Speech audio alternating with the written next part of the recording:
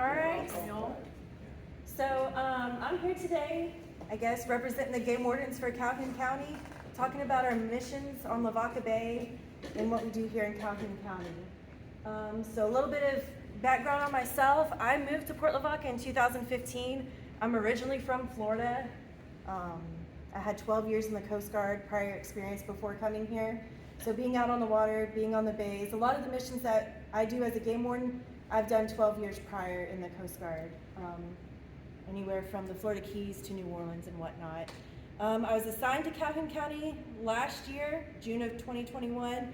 So I'm still meeting a lot of people, still getting familiar with the area, but I have already been introduced to a lot. It's a pretty busy county for a game warden here. My husband's originally from Port Lavaca. He actually decided to bless us with his presence tonight, as well as my two young daughters. He's born and raised here. He's been a part of the community since he was born. So I learned a lot from him as far as parts of our area, where to get the guys that are fishing and hunting, and the little nooks and crannies of Lavaca Bay.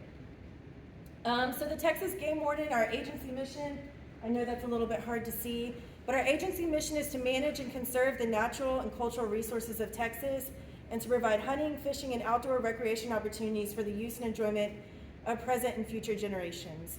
So we're out there, the reason that we're enforcing bag limits and checking people's catch and ensuring everybody's playing by the rules is pretty much so our kids, our grandkids, and all future generations still have something left for whenever it's their time and to go out and hunt and fish. So how that mission applies to us locally, we cover recreational fishing, our commercial fisheries out there, waterfowl hunting, water safety and boaters education, and then we do some search and rescue missions when we get called out. Recreational fishing, that one right there is actually a case that my partner in the back from Aransas County and I had. You can see compared to our real Aransas small picture, but a lot of undersized fish. We actually ran into 3 individuals, no fishing license. All but 3 of those fish were undersized, so we had to do our enforcement side on that. And I know the big hot debate that's been going on with the spotted sea trout. We are that south of the FM 457 line, so we had that temporary emergency reduction of the daily bag limit from 5 to 3 speckled trout, with the length being 17 to 23 inches. So that applies to us locally. Something that we do when we go out checking recreational fishermen is we're going to check to make sure that they have their appropriate license. To be able to fish in Lavaca Bay, you're not only going to need your fishing license, but you're going to need that saltwater endorsement. A lot of times you can buy your fishing license from Walmart, Ace Hardware Academy. Most of the times they're going to know what to give you if you tell them what you're doing, but there have been the occasional errors where they think that they're getting that saltwater endorsement, and I've seen them down here with just a freshwater endorsement. There's the things that we're going to check is the endorsements and also the valid to date. So making sure that license is current. There's also an exception to license, so anybody under 17 years old, they're not going to need a fishing license. As well as with recreational fishing, we're going to ensure that their bag and possession limits are not being exceeded. Going back to our mission statement, making sure that we have, the biologists give us the data. We go ahead on the enforcement side and make sure that people are following by the rules so that way future generations are able to continue to fish on Lavaca Bay. We're going to measure those fish to ensure that they're within the allotted slot size. There's the rule for any oversized red drum over 28 inches, it's got to be tagged, so that way you get 1 tag on your license per year. You can purchase 1 additional one, but that kind of limits the people from pretty much poaching all of our big bull reds that are our breeders for the population. Our game fish can only be taken by pole and line, which is the red drum and the sea trout. So you can't be cast netting and keeping game fish. Also, for flounder gigging, they're not considered a game fish, so our flounder, our sheep's head, all those you'll see people will be out gigging for them. Commercial fisheries, I know Lavaca Bay specifically, a couple years ago, the commercial fisheries were up and running. I know it's been closed. That's kind of a case-by-case basis. That's another hot topic for us with the oysters.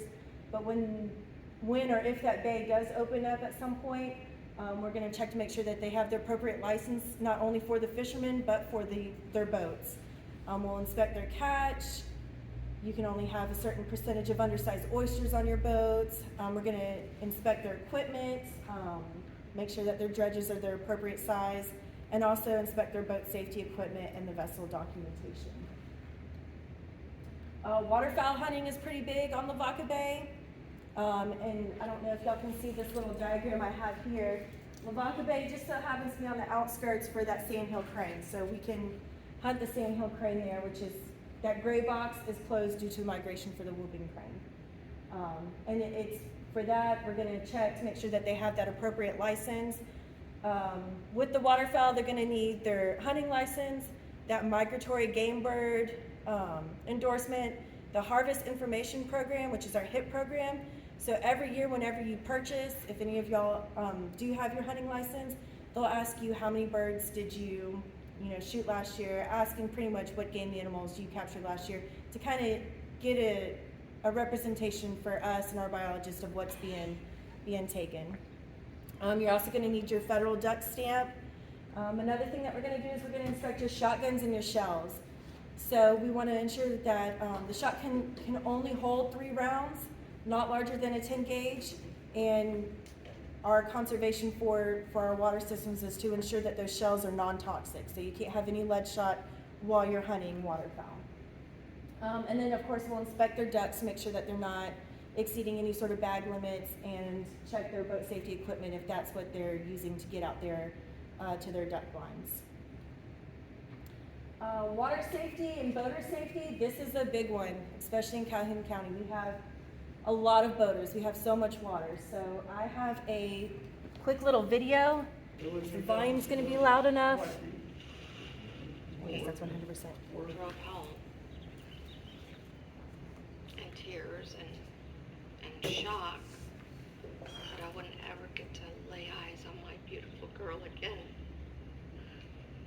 I always thought, he's going to be on the shore like he made it, he's just, because of the cold or whatever, he's just, passed out or too weak to move, but, he's going to be on the shore somewhere. I remember going out to the garage and he's sitting in the passenger seat of Riley's car and catch it. And they drive away. And I treasure that memory. That's the last time I saw Connor alive.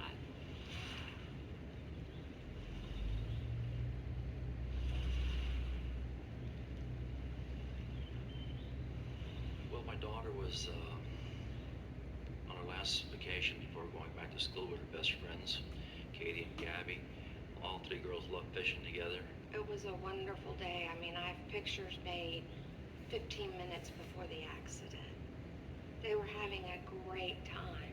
The boat, for some unknown reason, swamped ends and threw Callie overboard.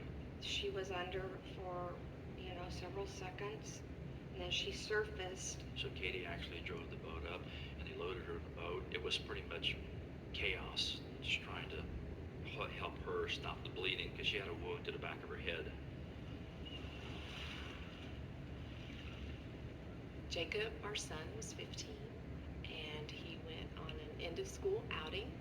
So they were canoeing on the lake, and they stopped for lunch at a boat landing. It was time to reload the canoes and continue their outing, and so they were gathering the students and couldn't find Jacob and Jeremy. Then one of the men who was a chaperone on the trip just had an impulse to dive and look in the water. He was feeling along the bottom and felt a body there.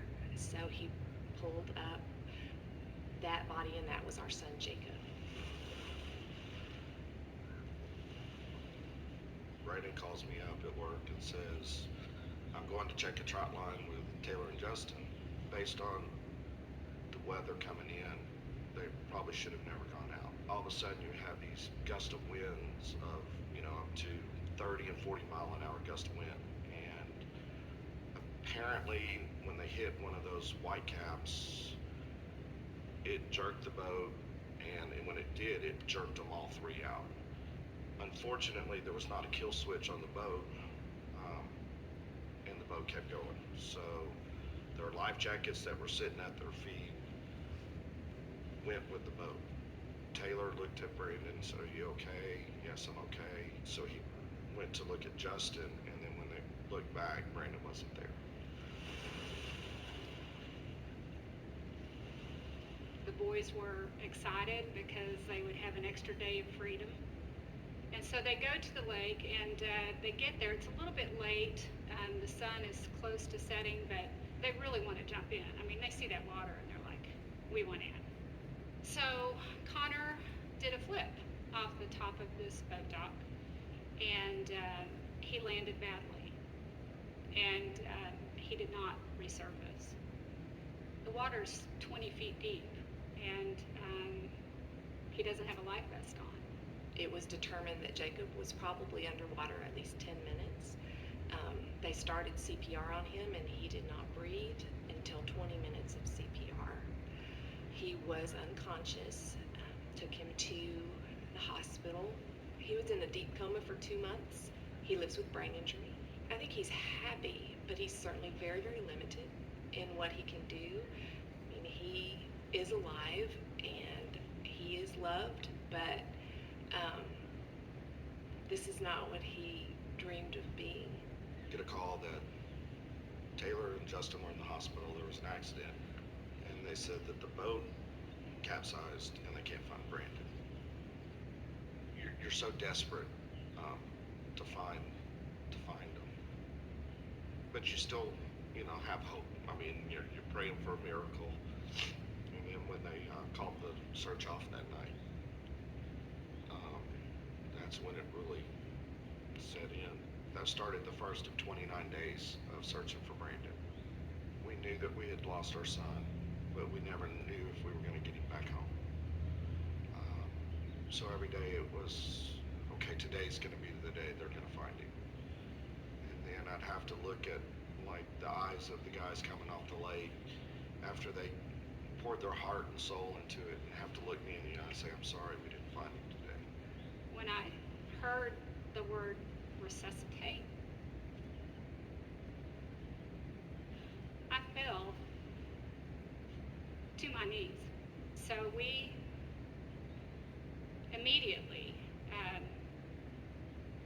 got in the car and we drove to Mineral Wells. So we get there and we learn that Connor was gone. So just in the course of 5 hours, one Friday, our happy family of 4 turned into a broken family of 3. The water was a place of joy for our family for many years. I see what I can't see. I see Connor under the water, and I can't get to him. That's what I see. I got this phone call and he said, Donna, there's been an accident. It's Callie. It's bad. My assistant came in, tears in her eyes. She said, Donna's on the phone. She's hysterical. And Donna couldn't even speak. She's just saying Callie was thrown from a boat. She had a terrible accident. I have to go to the coast now. We had a 3-hour drive to the coast. That was just horrible. The worst drive you could ever have. Because you think when you get there, she's probably going to be gone. And she was. So we get to the hospital and the nurse greets us at the front door. I knew it wasn't good. They take us into a room and the doctor comes in. I'm very sorry, but your daughter didn't make it. And I wailed, and James just sunk. James chose to see her. I chose not to. I couldn't live with seeing her like that. Seeing her in that state was quite difficult. Because I went in there to identify her. And she was beautiful. But gone.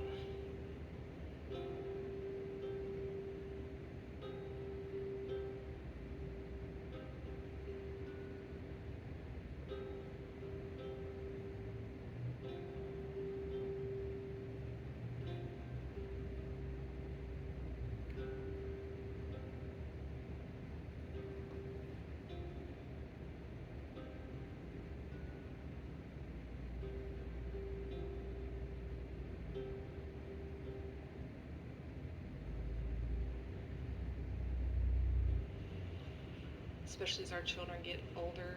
I think the best thing we can do is encourage them to be aware that they are mortal and that accidents can happen to them. Regardless of, I know how to swim, I'm a good swimmer, I'm strong. We're not stronger than Mother Nature, and that water is unforgiving. Something that I think is very important to remember is that drowning doesn't always look like drowning. That many times people who are drowning aren't flailing or yelling. Drowning is never intentional, but it's almost always preventable. Look at the situations and not put yourself in something that's beyond your limits.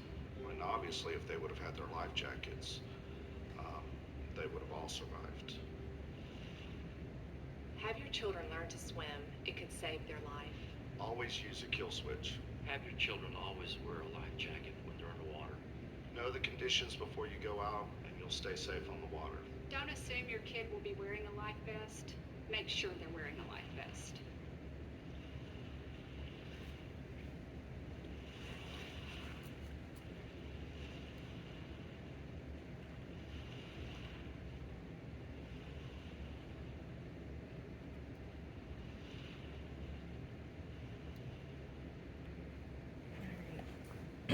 Well, that was worth the whole meeting for me.